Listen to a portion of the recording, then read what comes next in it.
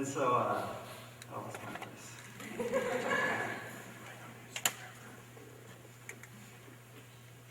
Oh, I'm way down there. Anyways, I thought. There were several other fun stories that I remember. You guys know the Let's Party on Edison, kind of by Clearwater? Well, Jim got the contract to build the offices there, and he asked me if I would help him out. And so he asked me to go up top to finish nailing the top boards together. Well, one of the things about when you're especially using a nail gun or any nail with wood is you want to kind of, if you can, avoid knots, because either they're going to be a lot tougher and it's going to be harder, your nail's not going to go in straight, or sometimes they're even loose. And so like when you hit it with a nail, they kind of pop out. Well, this one was a mixture of both. And so when Jim was working down below me and I was shooting downwards, and as I shot, it kind of exploded, and the nail went right through and kind of ricocheted right towards Jim and missed his foot by just a few inches. And I just remember him looking at me. He didn't say anything, he just like, dude, that was close. It was pretty entertaining. I don't know, there's lots of stories. We were in Wenatchee, and we were driving. This time was at main event, and we were driving, and it was just me and him, and we left to go eat some food, and he ended up taking a right because he thought he could take a right, and we ended up going down the wrong way on a one-way street. And it was a 3-lane, and he was in the middle, and there was all these car lights coming at us. And so to avoid it, he drives to the right on the sidewalk, and then finally hops over like a little curb to get into a parking lot where he can flip around and go the right way. Now you think that's funny, but actually, I think it was like a year later, we're at District Assembly in Wenatchee, and he does the exact same thing on the exact same road. So it was pretty interesting. I laughed pretty hard the second time. But it was because of moments and times like that allowed Jim to get close enough to me, to know me, so that he knew how to best encourage me and to guide me. And so today I would like us to look at the story of Barnabas and Paul in Acts 9:26-28. It starts off as Paul, actually Saul at the time. His name later on, he becomes Paul. But Saul is in Acts chapter 9 or 8, a little bit before this. Stephen, he was the first martyr for Jesus, and he ended up getting stoned because he gave his testimony about who Jesus was, about being the Messiah. And so after the very crowd that stoned Stephen was also giving Paul or Saul praise for, it doesn't really say what it was for, but I'm sure it wasn't for the support for the new Christians. And then a little bit later on, Saul even went to the other priests and leaders of the church and said, hey, I want to go around and persecute and gather all these leaders so it stops spreading this Christianity. And so he got that permission. And he went around and he was persecuting people, and and then one night he was meeting by Jesus on the road when he was heading to Damascus. And Jesus asked him, why are you persecuting me? Why are you persecuting my followers? And that night, through a series of events, he became baptized. It doesn't say that he was a Christian, but the baptism assumes that he was accepted Christ as the Savior. And so later on, this starts off a little bit after that with these verses. Acts 9:26-28. When he came to Jerusalem, he tried to join the disciples, but they were all afraid of him, not believing that he really was a disciple. But Barnabas took him and brought him to the apostles. He told them how Saul, on his journey, had seen the Lord, and that the Lord had spoken to him, and how in Damascus he had preached fearlessly in the name of Jesus. So Saul stayed with them and moved about freely in Jerusalem, speaking boldly in the name of the Lord. Now, one of the things... Oh, there's more. Sometime later... No, there wasn't. That was it. Sorry, it threw me off. I wanted to point out the fact that it was Barnabas that sought out Saul. It a faithful person, a faithful believer in Jesus Christ that sought out someone who was a little bit younger in faith and who had a little bit harder of a start than others. But he sought out Saul. And then also I want to point out in verse 28, when it said that he stayed with them and moved freely in Jerusalem, speaking boldly in the name of the Lord. Now, the reason why that part catches me a lot is because the people in Jerusalem is where Stephen was persecuted, is where he was stoned. Plus, it was where the very same people that he went to and asked for permission to go arrest Jews or Christians. And then here he is preaching the very gospel that he was trying to eliminate. When I was in high school, well, elementary school and high school, I kind of built up this reputation that I was kind of a drinker and partier. I even went to, had a couple of visits with the police, and I didn't have the best reputation in high school. But sometime around my junior year beginning, I don't remember dates very well, just the important ones, like when I got married and met Jennifer. And so, it was sometime my junior year, it was the beginning of my junior year, I finally got around to the point where I said, okay, God, this whole drinking thing, hanging out with these people who aren't very smart, it just isn't working out for me. And I said, okay, I'll trust in you and I'll see what it is that you have for me and then where this may lead.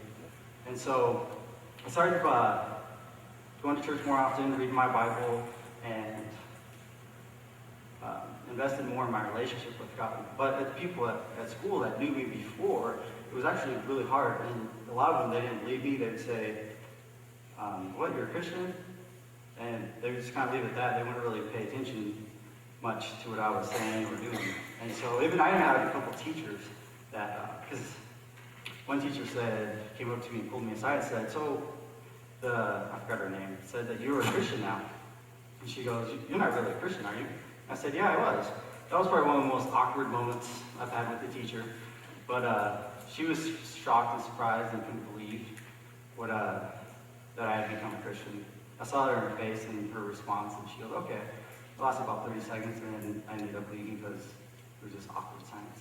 But, and so I had a lot of opposition to that. But I wanted to make sure that I said a statement, just like Paul when he went to preaching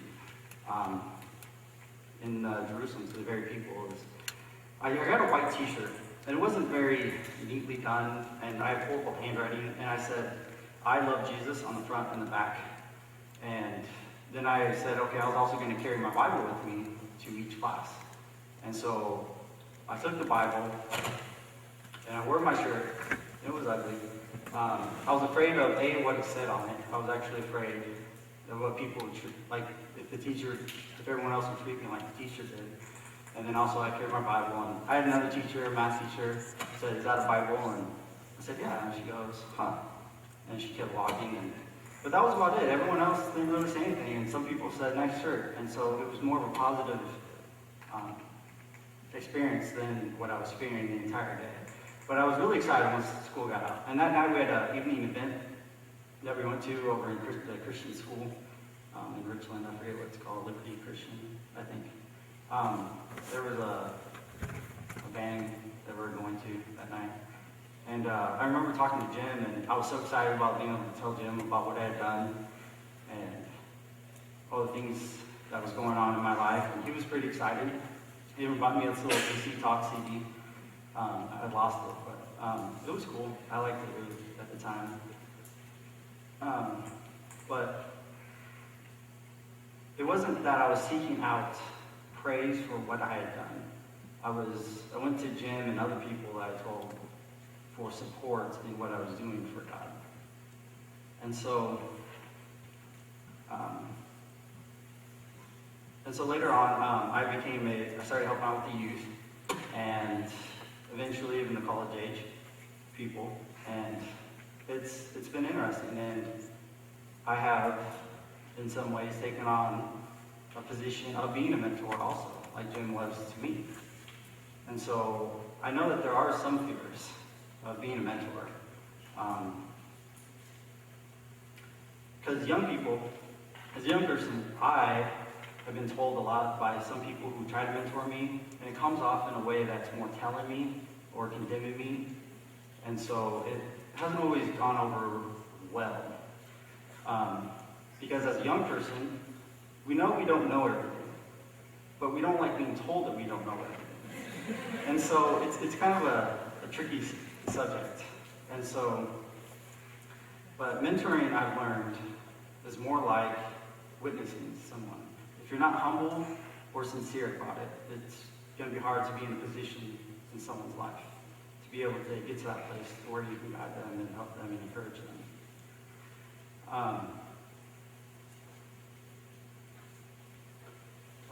One of the things that has worked for me when someone approaches me is praying for, asking me or someone else to say, hey, what can I pray for you about? Usually most people won't say no to prayer or prayer requests, even people who don't believe in God, because for them it's either, if it works, it works. If it doesn't, then it's not going to hurt anything. So prayer usually, you can always pray for people. People most of the time won't turn it down. But sometimes you need to get creative when trying to influence someone or help someone out. One time Jim asked me out here, it was his older Tahoe. He wouldn't let me do it to his new Tahoe. He was too excited about that one. But he asked me if I would replace his water pump. Now, I knew a little bit about mechanics because my dad, and I've helped him out a lot, and he showed me things. And so I ended up helping Jim out here. I replaced the water tank, water pump. And he said one of the reasons why is he couldn't fit under the truck, and you'd have to jack it up, and he'd have a jack with him, and he was using all these reasons why. But anyways, I got into it. I was like, okay, this is cool. I'm helping my pastor out, and doing a good thing. And he ended up paying for me, and he would sit there next to the car, and we ended up talking about school and events. And about halfway through, I realized it wasn't him. It wasn't me helping him. It was him investing in me and getting to know me, and also helping me out. Because I drove a little Chevy Sprint, and back then gas was like $2. And so like $3 would get me through a whole day. I could drive anywhere I wanted.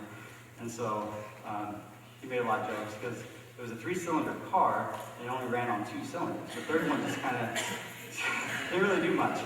But it got me anywhere I wanted to go. It was a pretty cool car. And most cars, like in snow, you want it to be heavy so you get traction. That one, the lighter it was, the better it did. It just kind of glided on top of it. It was a fun car. But when trying to mentor someone, you just might have to think outside of the box. And my encouragement to the other young people here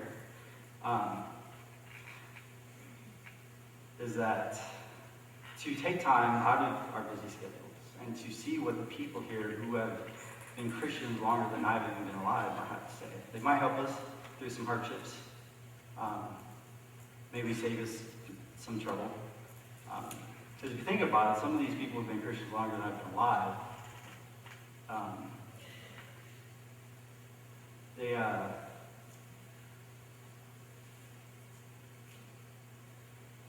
Sorry, I skipped this section. So it's okay. They're kind of like the special forces of the spiritual world. They have been around. They have a lot of tools and a lot of equipment. I don't know about you guys, but I wouldn't say no to someone who is trained on how to do stuff. To say, no, I got it, I'm good.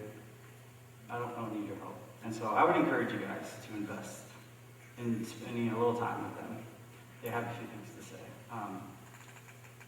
But in mentoring, there can also be problems and troubles in mentoring. So in Acts 15, 36 through 41, I'd like us to read.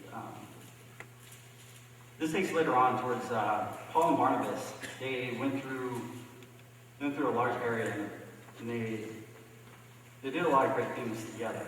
But one of the things that happens sometimes in a mentorship or in any relationship is there could be a falling out or hardship. And so this takes place towards the end of their union together. After some time, Paul said to Barnabas, "Let us go back and visit the brothers in all the towns, where we preach the word of the Lord, and see how they are doing."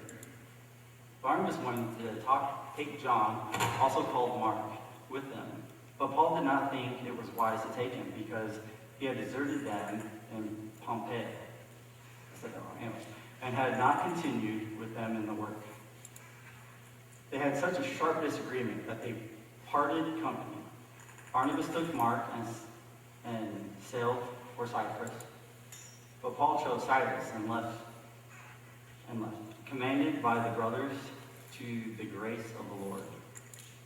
He went through Syria and Cilicia, strengthening the churches.